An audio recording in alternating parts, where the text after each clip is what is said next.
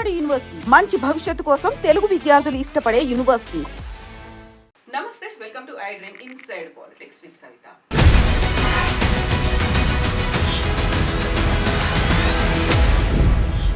తెలంగాణలో రేవంత్ సర్కార్ వచ్చి ఆల్మోస్ట్ 14 నెలలు కంప్లీట్ అయిపోయి 15 నెలలు గడుస్తోంది.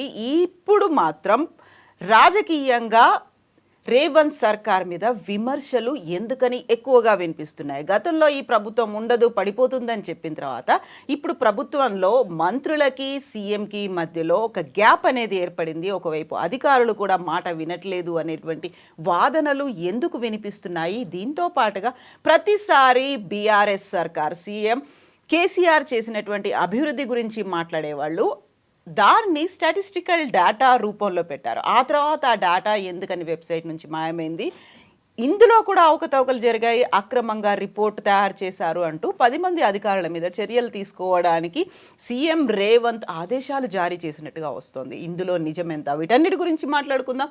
మనతో పాటుగా ఉన్నారు కొనతన్ దిలీప్ గారు. దిలీప్ గారు నమస్కారం అండి. సో గతంలో మనం మాట్లాడాము తెలంగాణకి సంబంధించి స్టాటిస్టికల్ డేటా అనేది. సో 10 ఏళ్లలో రాష్ట్రం సాధించినటువంటి అభివృద్ధి, దేశవ్యాప్తంగా తలసరి ఆదాయంలో టాప్లో ఉంది, జిఎస్డిపిలో మనం 5th ప్లేస్లో ఉన్నాము, అగ్రికల్చర్కి సంబంధించి అనుబంధ రంగాల్లో కూడా మనం అగ్రగామిగా ఉన్నాం. ఇవన్నీ చూసింది సడన్గా వెబ్సైట్లో మాయమైపోయిందని చెప్పారు. ఆ తర్వాత వితిన్ 3-4 డేస్లో వచ్చినటువంటి ఇంకొక ఇంట్రెస్టింగ్ న్యూస్, ఆ రిపోర్ట్ని తయారు చేసిన 10 మంది అధికారుల మీద చర్యలు తీసుకోవాలి, కావాలనే ఆ డేటాను వాళ్ళు ప్రిపేర్ చేశారు. నిజంగా ఆ డేటా అధికారులు అంత ఈజీగా ప్రిపేర్ చేసేసి ప్రభుత్వానికి సబ్మిట్ చేస్తారా? ప్రభుత్వం కూడా దాన్ని అఫీషియల్గా రిలీజ్ చేస్తుందా? డిప్యూటీ సీఎంతో సహా ఉన్నత అధికారులు కూడా రిలీజ్ చేసిన దాంట్లో ఉన్నారు. అంటే ఇది ఒక రిపోర్ట్కి సంబంధించిన అంశం కాదండి. మీరు జాగ్రత్తగా గమనిస్తే గత 14 నెలలుగా వీళ్ళు చేసిన ప్రతి పని ఇట్లాగే ఉంటుంది. అంటే ఒకటి, వీళ్ళ అవగాహన రాహిత్యం. 2, వీళ్ళకి ఎవరు అంటే అధికారులు కానీ ఇంకెవరిని అనుభవజ్ఞులు కానీ చెప్తే వినే లక్షణం లేకపోవడం నాయకుడికి. తనకన్నా సొంతంగా నాలెడ్జ్ ఉండాలి, లేదా ఎవరైనా అనుభవజ్ఞులో లేదా సబ్జెక్ట్ మ్యాటర్ ఎక్స్పర్ట్స్ చెప్తే వినే అదన్నా ఉండాలి. ఈ 2 లేనప్పుడు ఇట్లాంటివి మళ్ళీ మళ్ళీ జరుగుతుంటాయి. అంటే 14 monthsలో మీరు డజన్స్ ఆఫ్ ఎగ్జాంపుల్స్ ఉంటాయి ఇట్లాంటివి. ఇప్పుడు ఈ స్టాటిస్టికల్ అబ్స్ట్రాక్ట్ విషయంలో జరుగుతున్నది కూడా ఇది ఒక తాజా ఉదాహరణ మాత్రమే. ఈ ప్రభుత్వం ఎట్లా పనిచేస్తున్నది అంటే లిటరల్గా ఒక హెడ్లెస్ చికెన్ అని అంటాం మనం ఇంగ్లీష్లో. హెడ్లెస్ చికెన్ ఎలా పరిగెడుతుందో ఈ ప్రభుత్వం అట్లా ఒక దారి తెన్ను లేకుండా అగమ్య గోచరంగా ఉంది అనేది ఆ రిపోర్ట్ విషయంలో వీళ్ళు గత 2-3 వారాలుగా చేస్తున్న అవన్నీ చూస్తుంటే అనిపిస్తుంది. మొదలు ఈ రిపోర్టు ఉప ముఖ్యమంత్రి గారు అధికారికంగా రిలీజ్ చేసినారు. చేసే ముందు మరి వారు డెఫినెట్గా చదివి ఉండాలి, లేదా వాళ్ళ అధికారులు చదివి ఉండాలా, భవిష్యత్తు చూసుకోలేదు అనుకుంటా రిలీజ్ చేశారు. 185 pages. నెక్స్ట్ డే మీడియాలో ఆ రిపోర్ట్ గురించి కథనాలు వచ్చినాయి. ఆ కథనాల్లో ఏమొచ్చింది, గత 10 ఏళ్ళుగా మేము ఏదైతే చెప్తున్నామో కేసీఆర్ ఆ 10 ఏళ్ళ ప్రభుత్వంలో ఉన్నప్పుడు, కేసీఆర్ గారు ముఖ్యమంత్రిగా ఉన్నప్పుడు తెలంగాణ రాష్ట్రం చాలా అసాధారణమైన అభివృద్ధి నమోదు చేసింది అన్ని రంగాల్లో అని మేము చెప్పాం. ఈ రిపోర్ట్ ఇప్పుడు అది రూఢీ చేసింది.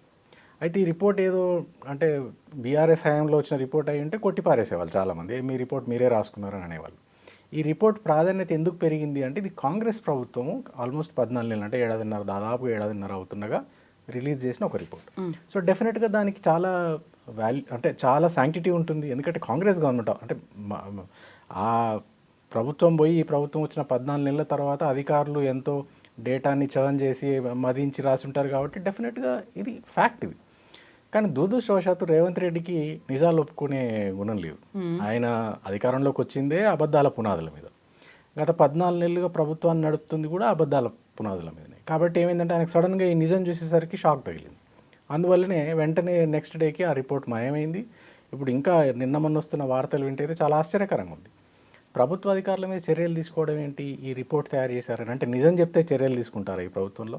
ఇప్పుడు 10 మంది అధికారుల మీద ఆల్మోస్ట్ వేటు వేసినంత సీరియస్ యాక్షన్ తీసుకోమని చెప్పారు సీఎం ఆఫీస్ వాళ్ళని వచ్చింది పత్రికల్లో. దీన్ని అడగదలుచుకుంది ఏంటంటే, మొదలు ఈ డేటా ఏది ఇవాళ కొత్తగా బయటకు వచ్చింది కాదు, అనేక రూపాల్లో ఇదివరకు చాలాసార్లు బయటకు వచ్చిన డేటానే. కాకపోతే ఇప్పుడు ఈ రిపోర్ట్లో మీరు ఒక దగ్గర అదంతా చూస్తున్నారు, బట్ పార్ట్స్గా చాలా రిపోర్ట్లు ఇదివరకు ఆర్బీఐ రిపోర్ట్స్లో చాలా చోట్ల బయటకు వచ్చిన వివరాలు ఇవన్నీ. లేటెస్ట్గా క్యాగ్ రిపోర్ట్ కూడా చాలా చోట్ల.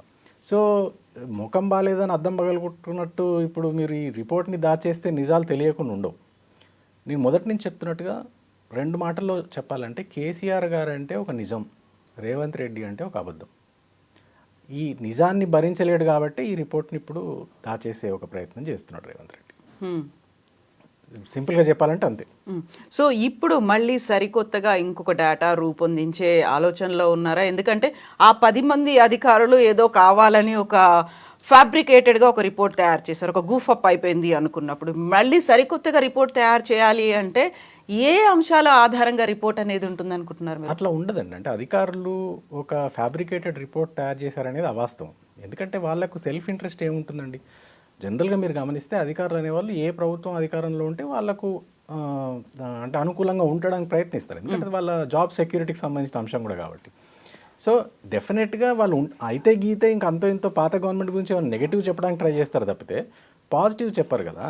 పాజిటివ్ చెప్పారంటే అది నిజం అన్నట్టు అర్థం. అందుకే మీరు గమనిస్తే నిజం ఒకటే ఉంటుంది. మీరు అబద్ధాలు చెప్పినప్పుడే ప్రతిసారి మీరు గుర్తుంచుకోవాల్సి ఉంటుంది, ఏం అబద్ధం చెప్పాము లాస్ట్ టైం, ఎందుకంటే నెక్స్ట్ టైం మళ్ళీ అదే చెప్పాల్సి ఉంటుంది కదా. అందుకే మీరు ఈ రిపోర్ట్ మీరు just show you this report. ఈ రిపోర్ట్ చూస్తే మీకు చాలా స్పష్టంగా ఈ గణాంకాలన్నీ ఇదివరకు చాలా వేదికల మీద మేము చెప్పిన గణాంకాలు, ఇవేం కొత్తవి కాదు.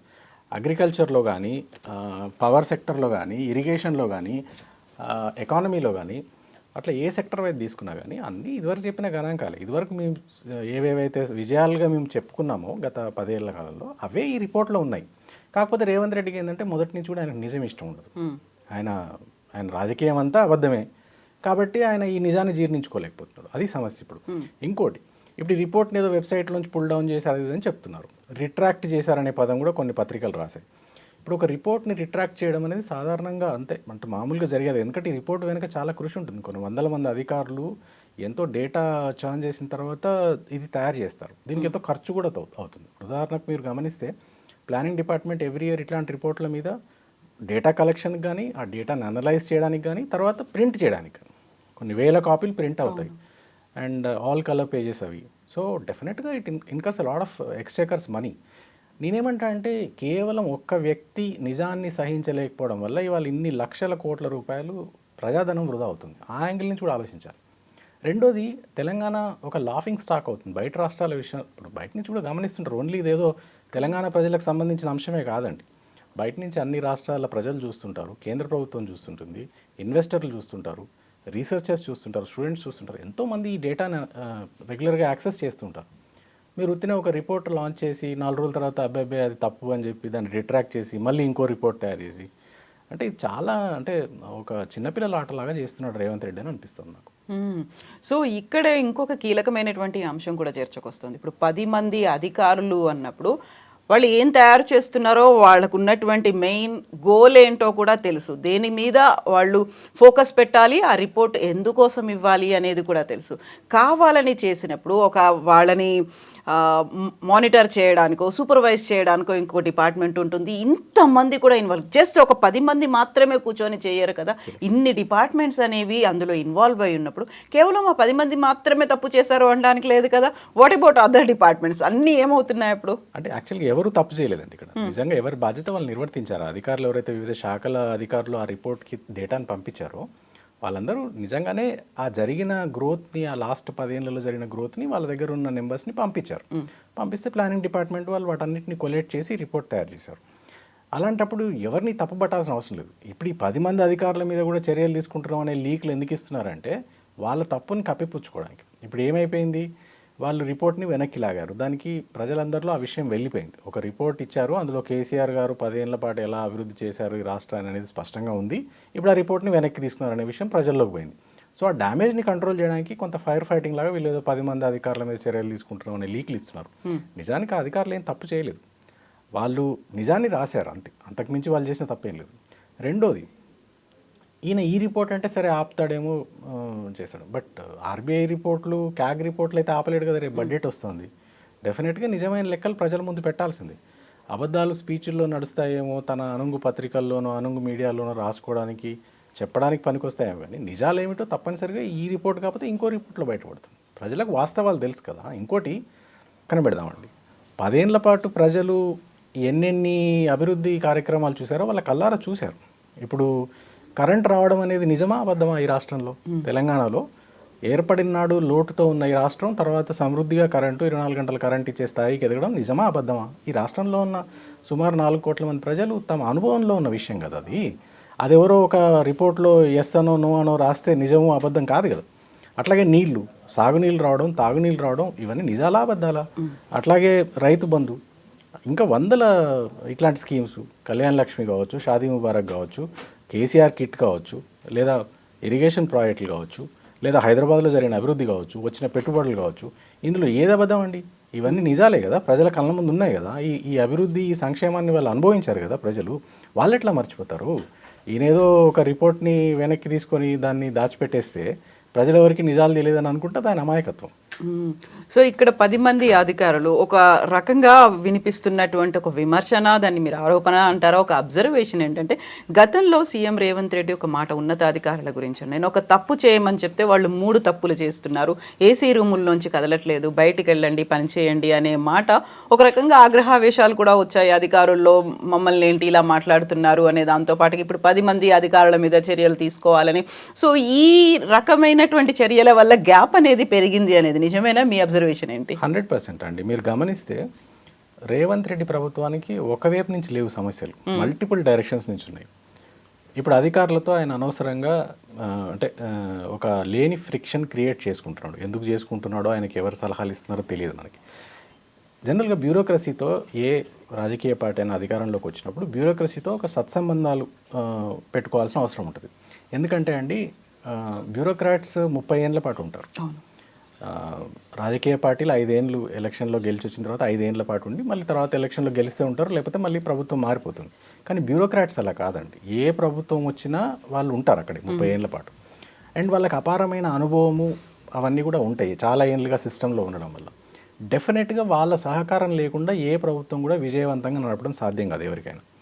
మరి రేవంత్ రెడ్డి గారికి ఎవరు సలహా ఇస్తున్నారో, ఈ ఫ్రిక్షన్ ఏదైతే ఆయన ఐఏఎస్ ఐపీఎస్ ఆఫీసర్స్తో పెట్టుకుంటున్నాడో ఇప్పుడు ఈయనకి ఇది అవసరం లేని ఫ్రిక్షన్ ఇది. ఎందుకంటే ఆల్రెడీ ఆయన చాలా ప్రికారియస్ పొజిషన్లో ఉన్నాడు. మీరు గమనిస్తే ఒకటి, కాంగ్రెస్ పార్టీలో ఉన్న గ్రూప్ రాజకీయాల గురించి వాళ్ళ కొత్తగా చెప్పాల్సిందే లేదు. గత 4-5 దశాబ్దాలుగా మనందరం చూస్తున్నాం. ఆయన లీడర్షిప్నే కాంగ్రెస్లో ఉన్న అత్యధిక సీనియర్ నాయకులు ఒప్పుకునే పరిస్థితిలో లేరు. వాళ్ళ నుంచి సహకారము లేదు ఆయనకి. ఎందుకంటే వాళ్ళందరూ ఇప్పుడు కాంగ్రెస్లో ఏంటంటే 20-30 మంది ముఖ్యమంత్రి అభ్యర్థులు ఉంటారు, వాళ్ళు ఆశావాళ్ళు ఉంటారు. ఈయన రేవంత్ రెడ్డిని ఎప్పుడు కిందికి లాగుదామా, మేము ఎప్పుడు గద్దెని ఎక్కుదామని ఎదురు చూసే రకంగా వాళ్ళు ఉంటారు. కాబట్టి వాళ్ళ నుంచి సహకారం రాదు. వాళ్ళు ఎప్పుడు వెనకాల ఏ గోతులు దవ్వుదామని ఆలోచనలో ఉంటారు. ఎమ్మెల్యేల నుంచి సహకారం లేదు. ఎందుకంటే 14 నెలలు అయిందండి ఇప్పుడు ఈ ప్రభుత్వం వచ్చి. దాదాపు 30 మంది ఎమ్మెల్యేలు వాళ్ళ మంత్రి పదవుల కోసం ఎదురు చూస్తున్నారు. కానీ అక్కడ ఉన్న వేకెన్సీలు మాత్రం కేవలం 6 మాత్రమే. అంటే 6 మంత్రి పదవులు 14 నెలలు అయినా ఆయన నింపలేకపోవడానికి కారణం కూడా అదే. ఏంటంటే టూ మెనీ ఆస్పిరెంట్స్ ఉన్నాయి, పొజిషన్స్ ఏమో తక్కువ ఉన్నాయి. ఈ 6 మంత్రి పదవుల్ని ఆ 30 మంది ఆశావాళ్ళ మధ్య ఎట్లా పంచాలి అనేది ఆయనకు అర్థం కాక తలబట్టుకొని కూర్చున్నాడు. అందుకే మల్టిపుల్ టైమ్స్ ఢిల్లీకి పోయి వచ్చినా కానీ ఆ పంచాయతీ తెగడం లేదు. సో అటు ఎమ్మెల్యేల నుంచి సఖ్యత లేదు, ఇటు మంత్రుల నుంచి అంటే క్యాబినెట్ సహచరుల నుంచి సఖ్యత లేదు. పోనీ ఢిల్లీ అధిష్టానంలో అన్న ఏమైనా పరపతుందంటే అక్కడ లేదు. అక్కడ లేదని ఎందుకు చెప్తున్నాం, ఇంత స్పష్టంగా ఎందుకు చెప్పగలుగుతున్నాం అంటే, ఈయన ఎన్ని యాత్రలు చేసిన ఢిల్లీ యాత్రలు, అక్కడ రాహుల్ గాంధీ అపాయింట్మెంట్ దొరకట్లేదు నాకు. మొన్న ఏదో కలిశాను అని మీడియాకు ఒక లీక్ ఇచ్చారు. అది ఎంత హాస్యాస్పదంగా ఉందంటే, ఒక ముఖ్యమంత్రి, ఒక రాష్ట్ర ముఖ్యమంత్రి పోయి రాహుల్ గాంధీని కలిస్తే కనీసం ఒక ఫోటోనో వీడియోనో బయటికి రాదా అండి మీడియా వాళ్ళ కోసం? ఏమీ లేదు, జస్ట్ ఒక లీక్ ఇచ్చారు. కానీ నిన్న ప్రధానమంత్రి నరేంద్ర మోడీని కలిస్తే మాత్రం వెంటనే ఫోటోగ్రాఫ్ వీడియో అన్నీ వచ్చేస్తాయి. కాకుండా ఇక్కడ మనం ఏంటంటే ఇది ఒక అఫీషియల్ ప్రోగ్రాము, ఒక రాష్ట్ర ముఖ్యమంత్రి ప్రధానిని కలిశారు, ఇదేమో అంతర్గతమైనటువంటి వ్యవహారం, వాళ్ళ పార్టీ వ్యవహారం కదా. మీరు గమనించాలి ఏంటంటే ఈ రాష్ట్రంలో ఆ చర్చ నడుస్తోంది. ఏంటి, హైకమాండ్కి నాకు సఖ్యత లేదు, రాహుల్ గాంధీ నాకు అపాయింట్మెంట్ ఇవ్వట్లేదని చర్చ నడుస్తుంది. ఆ నేపథ్యంలో పోయి ఈయన కలిసినప్పుడు మినిమం కదా, అంటే మనం మీడియా కన్జంప్షన్ కోసం ప్రజల ముందర చూపించడానికన్నా కొన్ని ఫోటోలో వీడియోలో రిలీజ్ చేయాలి. చేయలేదంటేనే అసలు ఆ మీటింగ్ జరిగిందా లేదని అనుమానం ఉంది. సో ఏమైంది, ఇప్పుడు నాకు హైకమాండ్తో కూడా సఖ్యత లేదనే వార్తలు చాలా ఎక్కువగా వస్తున్నాయి.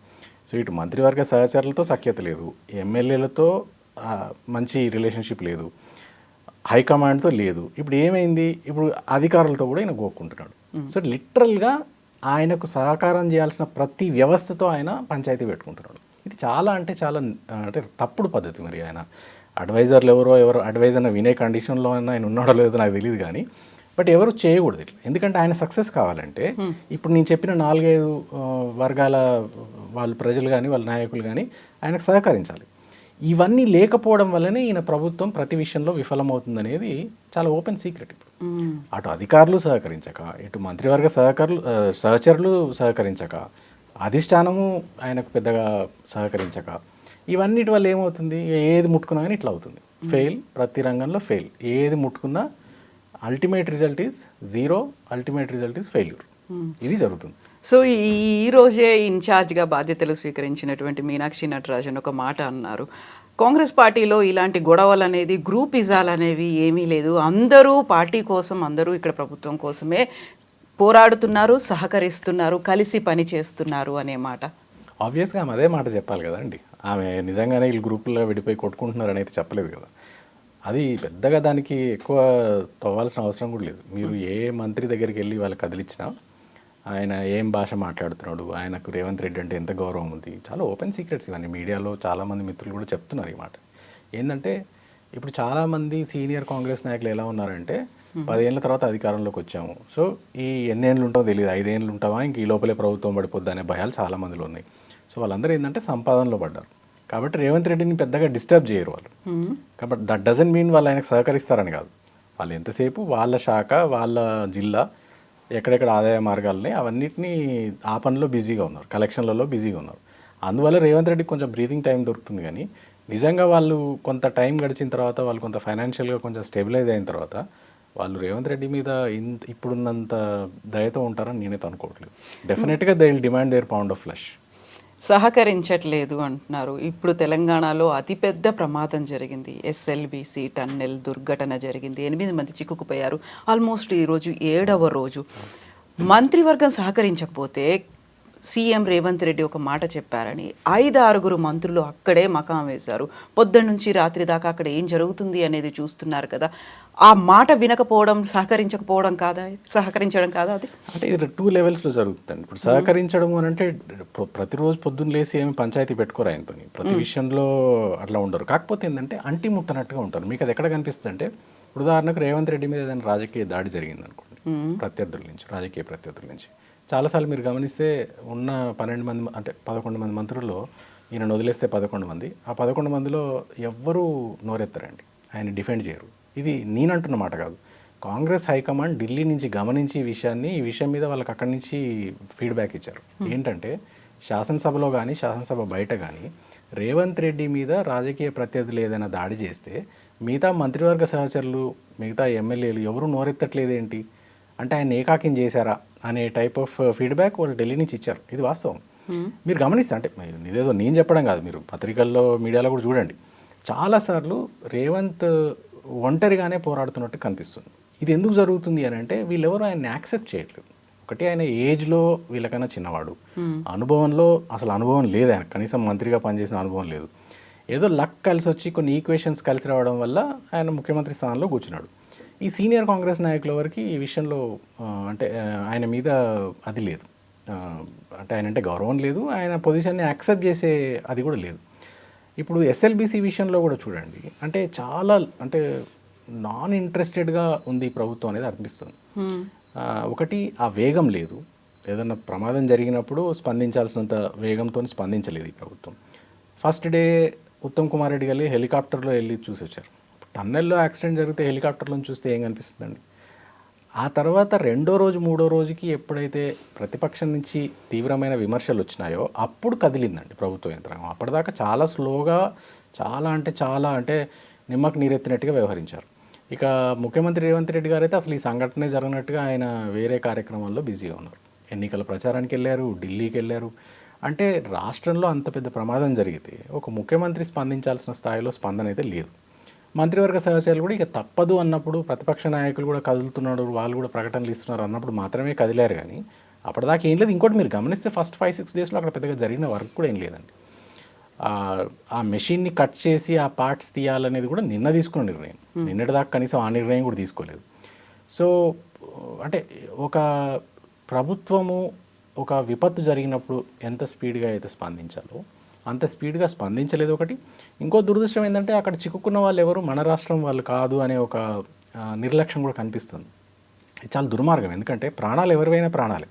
జస్ట్ బికాజ్ వాళ్ళు మన రాష్ట్రం వాళ్ళు కాదు, వాళ్ళు నార్త్ ఇండియా నుంచి వేరే రాష్ట్రాల నుంచి బతకడానికి ఇక్కడికి వచ్చిన వాళ్ళు, ఆ కూలీలు లేదా అక్కడ వర్కర్లు, ఆ ఇంజనీర్లు అని అనుకొని నిర్లక్ష్యంగా ఉండడం తప్పు. ఎందుకంటే మీకు ఎగ్జాంపుల్ చెప్తాను నేను. కోవిడ్ జరిగినప్పుడు, కోవిడ్ మహమ్మారి వచ్చినప్పుడు వేరే రాష్ట్రాల నుంచి వచ్చిన చాలామంది వలస కార్మికులు హైదరాబాద్లో పనిచేస్తున్నారు వివిధ కంపెనీల్లో కానీ లేదా కన్స్ట్రక్షన్ ఇండస్ట్రీలో కానీ. వాళ్ళందరూ వాళ్ళ ఇళ్లకు వెనక్కి వెళ్ళిపోవాలని అనుకున్నప్పుడు ఏం జరిగింది, కేసీఆర్ గారు అప్పుడు రాష్ట్ర ముఖ్యమంత్రి వాళ్ళ కోసం ప్రత్యేక రైళ్లు పెట్టి వాళ్ళని ఉచితంగా వెనక్కి పంపడం కోసం ఏర్పాట్లు చేశారు. చేసినప్పుడు ఒకరోజు ఒక పత్రిక అంటే ఒక మీడియా సమావేశంలో ఆయన మాట అన్నారు ఏంటంటే, వేరే రాష్ట్రాల నుంచి ఇక్కడికి పనిచేయడానికి వచ్చిన వాళ్ళు మన రాష్ట్ర అభివృద్ధిలో భాగస్వాముల వల్ల అన్నారు. They are partners in our progress అని అన్నారు. మైగ్రేటెడ్ లేబర్ కాదు, వాళ్ళని మైగ్రెంట్ లేబర్ అనొద్దు, వాళ్ళు they are partners in our progress అని. ఆ మాట ఎంత ప్రాచుర్యం పొందిందంటే మీరు గమనిస్తే ఆ వీడియో క్లిప్ని నార్త్ ఇండియా నుంచి అనేక మంది అంటే రాజకీయ నాయకుల నుంచి మొదలుపెట్టి ప్రముఖుల వరకు అందరు షేర్ చేసినారు, మీడియా వాళ్ళు కూడా షేర్ చేసినారు. షేర్ చేసి ఇది కదా అంటే ఒక రాజనీతిజ్ఞుడు ఎట్లా ఆలోచిస్తాడు అనడానికి అదొక ఉదాహరణ. కానీ ఈ ప్రభుత్వంలో ఆ చొరవ కొరవడిందండి. దురదృష్టవశాత్తు వాళ్ళ ప్రాణాలు గాల్లో దీపాల్లాగా ఉన్నాయి. ఇప్పటికే ఇంతకుముందే ఒక మంత్రి గారు అయితే ఏకంగా నాకు హోపే లేదు, వాళ్ళు చనిపోయారు అనే ప్రకటన కూడా ఇచ్చేసిండు ఆయన ఆల్రెడీ. సో ఫస్ట్ అంటే సంఘటన జరిగినప్పటి నుంచి కూడా వీళ్ళలో ఆ నాన్ ఇంట్రెస్టెడ్ ఆ బిహేవియర్ కనిపించింది. ఇప్పుడు ఆ జూపల్లి కృష్ణారావు గారు ఆ మాట అనడానికి కూడా కారణం అదే రోజు ఆయనే చాలా దూరం వరకు వెళ్ళారు, లోకో పైలట్లో వెళ్ళి అక్కడికి వెళ్ళి చూసి వచ్చారు. ఆ పని ఇప్పటిదాకా ఏ మినిస్టర్ చేయలేదు. ఆయనే దగ్గరుండి మొదటి రోజు అంతా పర్యవేక్షించుకున్నారు. రెండో రోజు ఉండాలనుకునేసరికి మళ్ళీ క్యాంపెయిన్కి వెళ్ళమని చెప్పారు కాబట్టి వెళ్ళారు. ఇప్పుడు జూపల్లి కృష్ణారావు గారు ఉంటున్నారు, అక్కడ ఉత్తమ్ కుమార్ రెడ్డి ఉంటున్నారు, భట్టి విక్రమార్క ఉంటున్నారు, కోమటిరెడ్డి వెంకటరెడ్డి ఉంటున్నారు. వీళ్ళందరూ ఉండి పర్యవేక్షిస్తున్నారు కదా. అంటే నేనేమంటే అంటే పర్యవేక్షణ అంటే అక్కడ ఉత్సవ విగ్రహాల్లాగా ఉండడం కాదండి, పని జరగాలి అక్కడ. ఆ పని జరగట్లేదు. ఇప్పుడు బాధితుల కుటుంబ సభ్యులందరూ అక్కడే ఉన్నారు, వాళ్ళు ప్రతిరోజు మీడియాతో మాట్లాడుతున్నారు. నిన్నైతే మీడియాతో కూడా మాట్లాడకుండా వాళ్ళని కట్టడి చేశారని విన్నాను. కోమటిరెడ్డి వెంకటరెడ్డి బిహేవియర్ చూడండి. ఆయన సంఘటన జరిగినప్పుడు ఇక్కడ లేరు, దుబాయ్లో ఏదో విందు వినోదాల్లో మునిగి తేలినారు. వచ్చిన తర్వాత ఫస్ట్ డే ఇందులో వాటర్ నీళ్ళు కలవడం వల్ల ఇట్లా జరిగిందని ఒక జోక్ వేశారు. అంటే ఆయన సరైన మానసిక స్థితి ఎట్లుందో మనకు తెలియదు ఆయనది, కానీ వాటర్ నీళ్లు కలవడం అనే మాట సోషల్ మీడియాలో ఎంత వైరల్ అయిందంటే ప్రతి ఒక్కరు జోక్ వేయడం ఆయన మీద, ఏంటి వాటర్ నీళ్ళు కలవడం ఏంటి. మూడో రోజు ఏంటి ఆయన అక్కడికి చేపల కూర తెప్పించుకొని తిన్నారట, అది కూడా సోషల్ మీడియాలో వైరల్ అయింది. అంటే ఒక అపతి అండి. అంటే జరిగిన సంఘటన పట్ల ఎట్లాంటి వాళ్ళ పట్ల బాధితుల పట్ల సానుభూతి లేనితనం కనిపిస్తుంది వీళ్ళ బిహేవియర్లో. ఇంకొక ఇంట్రెస్టింగ్ విషయం చెప్పాలి మీకు. రాజగోపాల్ రెడ్డి గారు వెళ్ళారు అక్కడికి, వెళ్ళి కెమెరామెన్ తీసుకుని వెళ్ళారు. వెళ్ళి ఈయన నడుస్తూ ఉంటే ఆయన షూట్ చేసి దాన్ని మంచి మ్యూజిక్, ఎలివేషన్ మ్యూజిక్ పెట్టి సోషల్ మీడియాలో రీల్స్ వదిలారండి. అంటే సమయం సందర్భం ఏమి చూసుకోవాల్సిన అవసరం లేదండి. అక్కడ మనుషులు చనిపోయే చావు బతుకుల్లో ఉన్నారు, వీళ్ళేమో రీల్స్ షూటింగ్ చేస్తున్నారు దాని బయట. అంటే వీళ్ళ చిత్తశుద్ధి లేనితనాన్ని ఇవన్నీ చూపిస్తున్నాయి. కోమటిరెడ్డి వెంకటరెడ్డి బిహేవియర్ కానీ, కోమటిరెడ్డి రాజగోపాల్ రెడ్డి బిహేవియర్ కానీ, లేదా ముఖ్యమంత్రి రేవంత్ రెడ్డి బిహేవియర్ కానీ చూస్తే ఏంటంటే ఒక నాన్ సీరియస్నెస్, జరిగిన సంఘటన పట్ల ఒక నిర్లక్ష్యం. ఓన్లీ ఈ సంఘటన విషయంలోనే కాదు, అంటే జనరల్గానే వీళ్ళ పరిపాలన వైఫల్యం అనేది ప్రతి చోట ఉంటుంది. ఇట్లాంటి జరిగినప్పుడు అది బయటపడుతుంది. జనరల్గా మీరు గమనిస్తే ఒక పెద్ద డిజాస్టర్ జరిగినప్పుడు, ప్రకృతి విపత్తు జరిగినప్పుడు లీడర్స్ యొక్క యాక్చువల్ సామర్థ్యానికి పరీక్ష అవ్వండి ఆ సందర్భాలు. ప్రపంచ చరిత్రలో అనేక చోట ఇట్లాంటి సంఘటనలు జరిగినప్పుడు అక్కడ leadership they rose to the occasion. కాకుండా మిగతా ప్రాంతాల్లో జరిగిన సంఘటనలకి ఇక్కడ ఎస్ఎల్బీసీలో దొరకడానికి చాలా డిఫరెన్స్ ఉంది. ఎందుకంటే అదంతా కూడా ఒక టన్నెల్ మార్గంలో ఉంది, అక్కడ స్ట్రక్ అయిపోయినటువంటిది టన్నెల్ బోర్ మిషన్. అదే 120 మీటర్స్ ఉంది, ఇంక్లూడింగ్ బ్లేడ్స్తో 140 మీటర్స్ ఉంది. అంత పొడుగున్నప్పుడు ఎక్కడవుతుందో తెలియదు. అండ్ సీపేజ్ ఉంది, ప్రతి నిమిషానికి 5,000 లీటర్ల వాటర్ కారుతూ ఉంది, బురద ఉంది, మట్టి ఉంది, రాళ్ల దిబ్బలు ఉన్నాయి. ఇవన్నిటి మధ్యలో ఇమ్మీడియట్గా రెస్పాండ్ అవ్వాలన్నా కానీ చాలా కష్టం. కేంద్ర ప్రభుత్వం కూడా అన్ని డిపార్ట్మెంట్స్ని అలర్ట్ చేసింది, వాళ్ళు కూడా అక్కడి నుంచి ఇక్కడికి రావడానికి. అందులోనూ టైగర్ రిజర్వ్, ఫారెస్ట్ ఏరియా, ఇవన్నీ కూడా చాలా టైం టేకింగ్ ప్రాసెస్ అనేది కనిపిస్తోంది కదా. డెఫినెట్గా. అందుకే ఇప్పుడు మీరు గమనిస్తే అసలు ఈ సంఘటన ఎందుకు జరిగింది అనేది అనాలిసిస్ చేస్తే ఫస్ట్ అండ్ ఫార్మోస్ట్ థింగ్ వీళ్ళ తొందరపాటు, వీళ్ళ నిర్లక్ష్యం అండి. ఇప్పుడు అది 2019లో వాటర్ సీపేజ్ వల్లనే అక్కడ టన్నెల్ బోరింగ్ ఆగింది. ఆగి గత 5-6 సంవత్సరాలుగా అనేక లక్షల లీటర్ల నీటిని అందులోంచి తోడుతూనే ఉన్నాయి 24 గంటల పాటు. ఆ సీపేజ్ ఆగడం లేదు. ఇది తెలిసిన విషయం. ఇదేదో కొత్తగా అకస్మాత్తుగా జరిగిన సంఘటన అయితే మీరు అన్నమాట వాస్తవం. ప్రతిరోజు నీటిని తోడిపోస్తుంటే కోట్ల రూపాయలు కరెంటు బిల్ అవుతుంది. ఇదంతా ఆన్ రికార్డ్ ఉంది. ఉన్నప్పుడు వీళ్ళు ఏంటంటే వీళ్ళు గవర్నమెంట్లోకి వచ్చిన వెంటనే ముందు వెనక చూసుకోకుండా ఏదో ఒక తొందరపాటు. అంటే నేనేమంటే కేసీఆర్ గారు ఎట్లా చేస్తారు, ఏదైనా అంశం తీసుకుంటే ఆయన దాన్ని డీప్గా స్టడీ చేస్తారు. ఆయన ఎస్ఎల్బీసీ గురించి ఇదివరకు చెప్పున్నారు ఇవన్నీ. ఇదేదో కొత్తగా ఇవాళ కనుక్కున్నది కదా, దాంట్లో ఉన్న ఛాలెంజెస్ ఏంటి, ఎందుకు అది అన్వయబుల్ ప్రాజెక్టు, ఎందుకు ఇంత టైం పడుతుంది, అవన్నీ ఆయన చెప్పినారు డీటెయిల్గా. వీళ్ళకేమో ఆ సోయి లేదు, అంటే అంత అవగాహన తెచ్చుకునే అది కూడా లేదు. కాంగ్రెస్ నాయకులు అందరూ అంటే తెలంగాణ కాంగ్రెస్ నాయకుల్లో మీకు కొట్టొచ్చినట్టు కనపడే లక్షణం ఇది. ఇప్పటి లక్షణం కాదు ఇది. ఉద్యమం నాటి నుంచి ఇదే సమస్య వీళ్ళతో. ఏ సమస్యని డీప్గా అర్థం చేసుకునే కేపబిలిటీ ఉండదు, ఓపిక కూడా ఉండదు వీళ్ళకి. చదువుదాము లేదా ఎవరైనా ఎక్స్పర్ట్స్ని కలిసి మాట్లాడదాము తెలుసుకుందాం అనే అది లేదు వీళ్ళకి. ఇప్పుడు వీళ్ళ అవగాహన రాహిత్యం వల్లనే అందులో వాటర్ సీపేజ్ ఉందని తెలిసి కూడా తొందరపాటుతోని ఈ కోమటిరెడ్డి వెంకటరెడ్డి వీళ్ళందరూ పోయి అక్కడి నుంచి అమెరికా నుంచి ఏదో కొత్త మెషిన్ తీసుకొస్తున్నాం అని చెప్పి అడావుడంతా చేసి కరెక్ట్ అందులోకి మనుషులను దించిన 4 రోజులకే టన్నెల్ కూలిందండి. అంటే అర్థం ఏంటి, అప్పటికే అక్కడ ప్రమాదకరంగా పరిస్థితులు ఉన్నాయని ఆ వర్కర్స్ చెప్తున్నారు, అందులోకి వెళ్ళిన వర్కర్స్ అందరూ చెప్తున్నారు. మాకు తెలుసు ముందు రోజు రాత్రి నుంచి అక్కడ సీపేజ్ ఎక్కువైంది, కూలేటట్టుగా ఉంది, కొన్ని ప్రాంతాల్లో ప్రమాదకరంగా ఉందని మేము చెప్తున్నా కానీ మమ్మల్ని బలవంతంగా లోపలికి పెట్టారు అని అంటున్నారు. అంటే అర్థమవుతుంది ఏంటంటే ఇది వీళ్ళ నిర్లక్ష్యం వల్ల జరిగిన దారుణము. దిలీప్ గారు, ఇప్పుడు జరిగినటువంటి ఈ దుర్ఘటన కావచ్చు, ఆ టన్నెల్ కావచ్చు, అంత లాంగ్ అనేది ఫర్ వాటర్ పర్పస్, వాటర్ని ట్రాన్స్పోర్ట్ చేయడానికి ఎక్కడా జరగలేదు ఇలాంటిది. నిర్మాణం కావచ్చు, కన్స్ట్రక్షన్ కావచ్చు, ఇలాంటివన్నీ ప్రమాదం కూడా డిఫరెంట్గా ఉంది మిగతా వాటన్నిటితో పోలిస్తే. ఈవెన్ అటల్ టన్నెల్ కావచ్చు, మిగతా ఎక్కడ జరిగిన ప్రమాదానికి ఇమ్మీడియట్గా మేము రెస్పాండ్ అవుతాము. బట్ దీనికి మాత్రం టేకింగ్ టైం అనేది ఎక్స్పర్ట్స్, ఇంజనీర్సే చెప్తున్న మాట కదా. ఇమ్మీడియట్గా ప్రభుత్వం ఎలా రెస్పాండ్ అవుతుందంటారు? వాళ్ళకేమో టెక్నికల్ నాలెడ్జ్, ఇంత ఏం జరగాలి, ఎలా కట్ చేయాలి, లేకుంటే ఎలా బయటికి తీసుకురావాలి, ఎలా రెస్క్యూ చేయాలి, ఇవన్నీ తెలియదు కదా.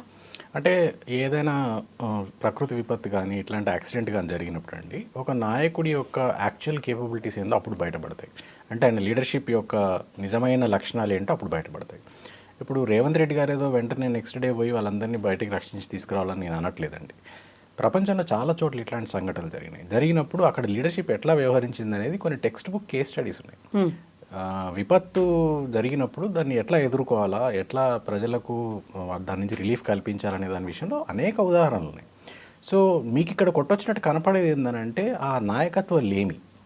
రేవంత్ రెడ్డి గారు కానీ మంత్రులు కానీ ఒక నాన్ సీరియస్ అప్రోచ్, అంటే సంఘటనలో జరిగిన సంఘటన వీళ్ళు చేసిన నిర్లక్ష్యం వల్లనే జరిగింది. ఫస్ట్ అండ్ ఫార్మోస్ట్ థింగ్ మనం గుర్తుంచుకోవాలని ఏంటంటే ఆ టన్నెల్లో సంఘటన ఏదో యాక్సిడెంట్ అని మనం అందరం అంటున్నాం కానీ it's definitely a human mistake అండి. అంటే ఈ ప్రభుత్వం చేసిన తప్పుల వల్లనే వాళ్ళ ప్రాణాలు ఇవాళ ప్రమాదంలో పడ్డాయి. సీపేజ్ ఉందని తెలుసు వీళ్ళకి, హడావుడిగా వీళ్ళు మనుషుల్ని లోపలికి పంపే రోజు వాళ్ళు ఎంత వర్క్ స్టార్ట్ చేసి 4 రోజులు అయిందండి. ఆ టన్నెల్లో 4 రోజుల నుంచి సీపేజ్ ఉంటూనే ఉంది. అండ్ అక్కడక్కడ సీపేజ్ ఎక్కువ అవుతుందని, కొన్ని చోట్ల కూలే ప్రమాదం ఉందని కూడా ఆ లోపల ఉన్న కార్మికులు చెప్తున్నారు ఇప్పుడు మీడియాతో మాట్లాడుతూ. ఇవన్నీ తెలిసినప్పుడు ముందు జాగ్రత్తలు తీసుకోకపోవడం ప్రభుత్వం యొక్క వైఫల్యం, సంఘటన జరిగిన తర్వాత తక్షణమే స్పందించకపోవడం ప్రభుత్వం యొక్క వైఫల్యం. ఇంకా ఏంటంటే నేను ఇంతకుముందు చెప్పినట్టుగా చాలా అమానవీయంగా ఈయననేమో ఎలక్షన్ ప్రచారం పోవడం, ఆయన హెలికాప్టర్లో ఒక రౌండ్ కొట్టి రావడం, తర్వాత ఇంకొక ఆయన వచ్చి అక్కడ రీల్స్ చేసుకోవడం, ఇంకొక మంత్రి పోయి అక్కడ చేపల కూర వండించుకొని తినడం, ఇవన్నీ ఏంటంటే ఒక పట్టలేనితనాన్ని, ఒక నిర్లక్ష్యాన్ని సూచిస్తున్నాయి. దీని గురించి సమస్య ఇప్పుడు ఏంటంటే ఈయన రాబిన్ హుడ్ లాగానో లేకపోతే ఏదో సూపర్ మ్యాన్ లాగానో పోయి వాళ్ళందరినీ రక్షించి తేవాలని నేను అనట్లేదు. బట్ కనీస మానవీయ స్పందన కరువు అయింది ఈ ప్రభుత్వం నుంచి అనేది అందరూ అంటున్నారు. నేను ఒక్కని అనడం కాదు, ప్రతి ఒక్కరు గమనించిన ప్రతి ఒక్కరు అంటున్నారు. నేను ఒక ఎగ్జాంపుల్ చెప్తాను. అంటే ఇట్లాంటిదే ఒక సంఘటన నేను ఇదివరకు కొంత క్లోజ్గా స్టడీ చేసి ఉన్నాను. మీకు గుర్తుంటే 2018లో థాయిలాండ్లో ఒక కేవ్లో, ఒక గుహలో 13 మంది పిల్లలు ఇరుక్కున్నారు. ఫుట్బాల్ ప్లేయర్స్ వాళ్ళంతా 11 to 16 years పిల్లలు ప్లస్ వాళ్ళ కోచ్. వీళ్ళందరూ ఏమైంది, అక్కడ పక్కన ఒక దగ్గర ఫుట్బాల్ గ్రౌండ్లో ఫుట్బాల్ ఆడి ఆ కేవ్ని దర్శించడానికి వెళ్ళారు. వెళ్ళినప్పుడు అక్కడ కొంచెం లైట్గా వర్షపాతం ఉండింది. వీళ్ళు లోపలికి పోయిన తర్వాత వర్షం ఎక్కువై వరద చాలా ఫాస్ట్గా వచ్చేసి ఆ గుహ మొత్తం వాటర్లో మునిగిపోయింది. వాళ్ళందులో ఇరుక్కుంటే వాళ్ళని 18 రోజుల పాటు ఎంతో శ్రమించి థాయిలాండ్ ప్రభుత్వం వాళ్ళందరినీ సజీవంగా బయటికి తీసుకురాగలిగిందండి. అదొక టెక్స్ట్ బుక్ స్టడీ. అసలు నిజంగా ఎంత ముచ్చటేస్తుంది అంటే థాయిలాండ్ లాంటి దేశము సైన్యాన్ని కానీ లేదా ఎక్స్పర్ట్ డైవర్స్ని కానీ ఎలా వాడుకుంది. దాదాపు 20-25 దేశాల నుంచి ఎక్స్పర్ట్స్ని పిలిపించారు వాళ్ళు. 10,000 మంది 10,000 పీపుల్ వర్క్డ్ అండి round the clock for 18 days to rescue these kids. అంటే నేనేమంటా అంటే ఉదాహరణలు చాలా ఉన్నాయి. చాలా దేశాల్లో ఇప్పుడు ఇట్లాంటి ప్రమాదాలు జరిగినప్పుడు ఎట్లా దాన్ని అక్కడ రక్షించాలి వాళ్ళని, ఫస్ట్ సర్చ్ మిషన్, తర్వాత రెస్క్యూ మిషను, ఇట్లా ఒక్కొక్క దశల్లో వాళ్ళు ఎట్లా చేయాలనే దాని విషయంలో ఉన్నాయి. కానీ మీకు ఇక్కడ కనిపిస్తుంది ఏంటంటే కాంగ్రెస్ ప్రభుత్వం యొక్క పూర్తి నిర్లక్ష్యము అండ్ పూర్తి వైఫల్యం. ఇప్పుడు ప్రతిపక్ష నాయకులు దాని గురించి మాట్లాడేంతవరకు, నిలదీసేంతవరకు యాక్చువల్ సహాయక చర్యలు అక్కడ స్టార్ట్ అవ్వలేదు. స్టార్ట్ అయినా కూడా చాలా అరకొరగా, చాలా నాన్ ఇంట్రెస్టెడ్గా చేసినారు. ఇప్పుడు జేపీ అనే కాంట్రాక్టర్ ఉన్నారండి. నిన్నొచ్చి ఆయన పర్మిషన్ ఇచ్చేంత వరకు టన్నెల్ బోరింగ్ మెషిన్ కట్ చేయడానికి ప్రభుత్వం నిర్ణయం తీసుకోకపోవడం ఏంటండి? అది చాలా కాస్ట్లీ కాబట్టి. కాస్ట్లీ అయితే ఆల్మోస్ట్ ప్రజల ప్రాణాల కంటే విలువ ఏముంటుందండి? మీరు ఆలోచించండి. 8 మంది ప్రాణాలు ఉన్నాయి అంటే మెషిన్ కాస్ట్లీ కాబట్టి దాన్ని కట్ చేయకుండా 6 రోజులు తాత్సారం చేయడం ఏ విధమైన నాయకత్వం అండి? అంటే ఇట్లాంటి ఉదాహరణలు కోకొల్లలు. వాళ్ళు చెప్తున్నారు, అక్కడ ఉన్న కార్మికులు ఎవరైతే రోజు పనిచేస్తారో వాళ్ళు చెప్తున్నారు ఏంటంటే వీళ్ళు అసలు ఏమీ చెయ్యట్లేదు, ఇక్కడ 6 రోజుల నుంచి ఉట్టిగా టైంపాస్ చేస్తున్నారు, లోపలికి వెళ్తున్నారు, బయటకు వస్తున్నారు, కానీ నిజమైన సహాయక చర్యలు ఏం జరుగుతున్నట్టు కనిపించట్లేదని. నిన్నటి దాకా ఆ మెషిన్ని కట్ చేయాలనే నిర్ణయం కూడా తీసుకోకపోవడం అనేది అంటే డెఫినెట్గా ప్రభుత్వం యొక్క వైఫల్యం. ఇంకో రెండో మాటకే తావులేదు. మెషిన్ కాస్ట్లీ అవుద్దని చెప్పి కట్ చేయకపోవడం ఏంటంటే ప్రాణాల కంటే ఎక్కువ విలువైన మెషిన్ అది. అయితే ఇప్పుడు జేపీ కన్స్ట్రక్షన్స్ వాళ్ళు జయప్రకాష్ వచ్చి ఆ పరిస్థితిని చూసిన తర్వాత తీసుకున్నటువంటి ఇంకొక డెసిషన్, ఎట్ ఎనీ కాస్ట్ మనం ముందుకెళ్దాము, ఈ టన్నెల్ నిర్మాణాన్ని కంప్లీట్ చేద్దాము అనేది. కాకపోతే స్ట్రైట్గా కాకుండా కొంచెం కర్వ్ తీసుకొని చేయాల్సిన అవసరం ఉంది. At the same time tunnel boring machine ఇప్పుడు కట్ చేయడం స్టార్ట్ చేశారు, ఆ శిథిలాల్ని తొలగిస్తున్నారు. కొంత సమయం పడుతుందేమో అక్కడ ఉన్నటువంటి 8 మందిని బయటికి తీసుకురావడానికి. అయితే ఇప్పుడు మార్పు అనేది చేయబోతున్నారు కాబట్టి డ్రిల్లింగ్ బ్లాస్టింగ్ పద్ధతిలో చేద్దాము, టన్నెల్ బోరింగ్ మెషిన్ వేసేసి టన్నెల్లో తవ్వుకుంటూ లోపలికి వెళ్ళడం కాకుండా అనేది సరికొత్త ప్లాన్. బట్ గవర్నమెంట్ మాత్రం చాలా ఫర్మ్గా ఉంది, ఎస్ఎల్బీసీ నిర్మాణాన్ని మేము పూర్తి చేస్తాము అనేది. అంటే ఒక్కటేంటంటే కాంగ్రెస్ ఉమ్మడి రాష్ట్రంలో వీళ్ళు తలపెట్టిన ప్రాజెక్టులు చాలా వరకు ఇట్లాగే ఉంటాయండి. అదేంటంటే అది సక్సెస్ కాదు, ఫెయిల్యూరు కాదు, అదొక సస్పెండెడ్ యానిమేషన్లో ఉంటాయి ప్రాజెక్టులన్నీ. SLBC is classic example. ఇదివరకు చాలామంది ఇరిగేషన్ నిపుణులు చెప్పినారు ఈ విషయం. ఏంటంటే ఫస్ట్ అండ్ ఫార్మోస్ట్ థింగ్ అసలు దాని ప్లానింగ్లోనే చాలా లోపాలు ఉన్నాయి. పైన టైగర్ రిజర్వ్ ఉన్న దగ్గర కింది నుంచి టన్నెల్ తవ్వాలి అంటే మీరు బ్లాస్టింగ్ అట్లాంటివి చేయడానికి వీల్లేదు. బ్లాస్టింగ్ అట్లాంటివి చేయడానికి వీల్లేని దగ్గర టన్నెల్ ప్లాన్ పెట్టడమే ఫస్ట్ తప్పు. ఎందుకంటే మీరు గుర్తుంటే ఈ ప్రాజెక్టు ఎప్పుడైతే సంకల్పించినారో ఆ రోజుకి ఇప్పుడున్న మెషినరీ లేవండి. ఇప్పుడు టన్నెల్ బోరింగ్ మెషిన్స్ ఇవన్నీ తర్వాత కాలంలో వచ్చినాయి. బట్ ఆ రోజు ఎలా నిర్మిద్దాం అనుకున్నారు? మీరు బ్లాస్టింగ్ చేయడానికి లేదు, మరి టన్నెల్ బోరింగ్ మెషిన్ కూడా అప్పటికి లేదు. సో వీళ్ళ ప్లాన్లోనే ఫస్ట్ ఫ్లా ఉంది. ఇక రెండో ఫ్లా ఏంటంటే టన్నెల్ బోరింగ్ మెషిన్ ఒకసారి అందులో ప్రవేశపెట్టిన తర్వాత అది వెనకాల నుంచి లైనింగ్ చేసుకుంటూ వస్తుంది కాబట్టి ఇట్ కెన్ గో ఓన్లీ ముందుకే వెళ్ళాలి, వెనక్కి రాలేదు అది. సో అటు సైడ్ నుంచి బయటకు వెళ్ళాలి అది. ఇప్పుడు ఏంది, ఇది లోపల సమాధి అయింది, ఇది యాక్సిడెంట్ వల్ల అక్కడే సమాధి అయిపోయింది. ఇప్పుడు దాన్ని కట్ చేసి తీసేస్తే ఇంకో టన్నెల్ బోరింగ్ మెషిన్ అందులో పెట్టడానికి లేదు, ఎందుకంటే లైనింగ్ ఉంది కదా. ఇప్పుడు ఈ లైనింగ్ అంతా మళ్ళీ తీసేయాలి ఇంకో మెషిన్ లోపల పెట్టాలంటే. అది ఫస్ట్ ప్రాబ్లం. రెండో ప్రాబ్లం, ఏదో పత్రికలో ఇవాళ రాశారని అంటున్నారు మీరు, ఏదో డ్రిల్లింగ్ బ్లాస్టింగ్ పద్ధతిలో చేస్తామని. అసలు డ్రిల్లింగ్ బ్లాస్టింగ్ పద్ధతి సాధ్యం కాకపోవడం వల్లనే కదా టన్నెల్ బోరింగ్ మెషిన్ పెట్టింది. టైగర్ రిజర్వ్ ఉంది, అక్కడ మీకు డ్రిల్లింగ్ బ్లాస్టింగ్కి అనుమతులు రావు. కాబట్టి ఎవరైతే ఈ కథనాలు రాస్తున్నారో ఇదేదో తాత్కాలిక ఉపశమనం కోసం, కొంత అటెన్షన్ డైవర్షన్ కోసం ఉపయోగపడే కథనాలు తప్పితే నిజంగా ఎస్ఎల్బీసీని డ్రిల్లింగ్ బ్లాస్టింగ్ పద్ధతిలో వీళ్ళు కంప్లీట్ చేయడం అనేది సాధ్యం కాని పని. ఇంకోటి, తెలంగాణ ఫామ్ కాక ముందుకు దాదాపు 15 సంవత్సరాలు వీళ్ళ చేతిలో ఆ ప్రాజెక్ట్ ఉండింది కదా, అప్పుడు ఎందుకు చేయలేకపోయినారు? నిజంగా మీరు అంత ఫాస్ట్గా పనులు చేసే సమర్థులే అయితే మరి అంతకుముందు 10-15 సంవత్సరాల పాటు దాన్ని ఎందుకు ఆ ప్రాజెక్ట్ని షెల్ఫ్ చేసి పెట్టినారు? సో కాంగ్రెస్ వల్ల ఈ ప్రాజెక్ట్ కంప్లీట్ చేయడం సాధ్యం కాదు. ఈ ప్రాజెక్టే కాదు, ఏ ప్రాజెక్టు కాదు. ఎందుకంటే వీళ్ళ ప్రయోజనాలు తెలంగాణ ప్రయోజనాలు కాదు. ఎందుకు ఫండమెంటల్ ఫ్లా ఏంటి? కాంగ్రెస్ గవర్నమెంట్ ఉంటే ఎందుకు చేయలేదు, బీఆర్ఎస్ ఉంటేనే ఎందుకు చేయగలదు ప్రాజెక్టులు అని అంటే, ఎప్పుడైనా అండి మీరు ఒక ఎగ్జాంపుల్ చెప్తాను. మీరు సొంత ఇంటికి ఏదైనా చేసినప్పుడు మీరు చాలా హై క్వాలిటీ మెటీరియల్ వాడతారు, ఎందుకంటే అది మీ సొంత ఇంటి కోసం చేసుకుంటున్న పని కాబట్టి. బీఆర్ఎస్ పార్టీకి తెలంగాణ రాష్ట్రం అనేది సొంత ఇల్లు లాంటిది. అదే కాంగ్రెస్ వాళ్ళు ఏంటంటే మీ మీద 5 ఏళ్ళ కోసం వచ్చిపోయే కిరాయిదారులాగా బిహేవ్ చేస్తున్నారు. వాళ్ళకి ఏంటంటే వాళ్ళకి ఆ ఇంటి మీద ఏ ప్రేమ లేదు, వాళ్ళు ఉన్నంతకాలం అందులో అనుభవించాలా, తర్వాత వెళ్ళిపోవాలి. సో వాళ్ళ బిహేవియర్ అట్లాంటిది. వాళ్ళకి ఎప్పుడు తెలంగాణ ప్రయోజనాలు పట్టవు కాబట్టి ఆ రోజు నీటి వాటాల విషయంలో అయినా ఇవాళ ప్రాజెక్టుల విషయంలో అయినా మీకు అది కొట్టొచ్చినట్టు కనపడేది ఏంటంటే వాళ్ళది అందులోంచి ఏమైనా డబ్బులు వస్తే ఏమో చేసుకుందామని అంటారు, కానీ నీళ్ళు ఏమైనా వస్తే ఏమో ప్రజలకు అనే ప్రయోజనాలు వీళ్ళకి పట్టవు అసలు. సో ఏ ప్రాజెక్టులు కంప్లీట్ చేయాలన్నా బీఆర్ఎస్ మాత్రమే కంప్లీట్ చేస్తుంది అనుకున్నప్పుడు ఎస్ఎల్బీసీని ఎందుకు కంప్లీట్ చేయలేదు? సీఎం రేవంత్ రెడ్డి ఒక మాట అన్నారు ఢిల్లీలో, కూలిపోవడానికి ఈ ప్రమాదం జరగడానికి ప్రధాన కారణం బీఆర్ఎస్ సర్కార్, సీఎం అప్పటి గతంలో సీఎం కేసీఆర్ వల్లే ఈ ప్రమాదం జరిగింది అనేమాట. 2019లోనే సీపేజ్ అనేది ఉంది అనుకున్నప్పుడు దాన్ని అక్కడికక్కడ వదిలేయకుండా దానికి కావలసినటువంటి చర్యలు అనేవి ఎందుకు తీసుకోలేకపోయారు? మెషినరీ అంతా లోపలే ఉందని తెలుసు, సీపేజ్ వల్ల అవన్నీ డ్యామేజ్ అవుతాయని తెలుసు, కావాల్సినటువంటి చర్యలు అరికట్టాలి, లేకుంటే వాటర్ రాకుండా చేయాలి, అలాంటివి తీసుకోకుండా ఇన్నేళ్ల పాటు ఉండడం వల్ల మళ్ళీ వీళ్ళు నేను వెళ్దామని చూసేసరికి అదంతా మొత్తం డ్యామేజ్ అయిపోయింది, ఒకేసారి కూలిపోయింది కదా అనే మాట. నేను ఇంతకుముందు చెప్పాను కదా, ఇప్పుడు 2019లో సీపేజ్ వచ్చినప్పుడు ఎవ్రీ డే ఆ సీపేజ్ని బయటకు పంపడానికి మెషినరీ పెట్టి చేస్తూనే ఉన్నారు, పంపింగ్ చేస్తూనే ఉన్నారు. అండ్ దాని కరెంట్ బిల్ కూడా కొన్ని కోట్ల రూపాయలు అయ్యింది. సో నిర్లక్ష్యం ఎక్కడా లేదు, ఫస్ట్ పాయింట్ అది. రెండో పాయింట్, 19లో సీపేజ్ వచ్చేంత వరకు టన్నెల్ బోరింగ్ నడిచింది. ఆ సీపేజ్ వచ్చి వాటర్ని ఇంకా ఆపలేని పరిస్థితి వచ్చినప్పుడే టన్నెల్ బోరింగ్ ఆగింది.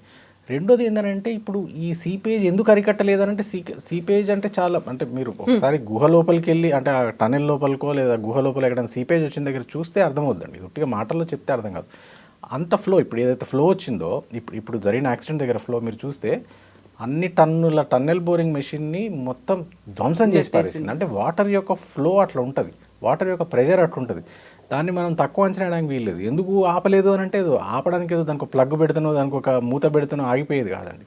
అందువల్లనే పనులు ఆగినాయి, అందువల్లనే దాన్ని ఆ ప్రాజెక్టు పనులు ఆగినాయి. ఇది తెలిసి కూడా వీళ్ళు దాన్ని స్టడీ చేయకుండా, ఇప్పుడు 5 ఏళ్ల నుంచి ఆగిన ప్రాజెక్ట్ని మీరు పోయి హడావుడిగా స్టార్ట్ చేయడానికి ట్రై చేస్తే ఇదే అవుద్దండి. వీళ్ళు దాంట్లో చాలా స్టడీ చేయాల్సింది, ఎక్స్పర్ట్స్ని పంపాల్సింది, ముందు స్టడీ చేసిన తర్వాత పని మళ్ళీ మొదలు పెట్టాల్సింది. కానీ వీళ్ళకి అవేవి పట్టవు, ఏదో కొత్త ఉత్సాహంలో ఉన్నారు, ఏదో చేసేయాలనేది అంతే తప్పితే అక్కడ సరైన జాగ్రత్తలు తీసుకోవాలనే సోయి వీళ్ళకి లేకపోయింది. అందువల్లనే ఈ ప్రమాదం జరిగింది. ఇంకోటి, మీరు ఈ కార్మికులు చెప్పిన చాలా వీడియోలు అవైలబుల్ ఉన్నాయి, మీరు చూడండి. వాళ్ళు చెప్తున్నారు, మేము చెప్తున్నాం ముందు నుంచి అక్కడ వాటర్ చాలా ఎక్కువ సీపేజ్ ఉంది, కూలే ప్రమాదం ఉందని చెప్తున్నాం అని అన్నారు. అయినా కానీ వీళ్ళు అవేవి పట్టించుకోకుండా ముందుకెళ్ళారు, కాబట్టి ప్రమాదం జరిగింది.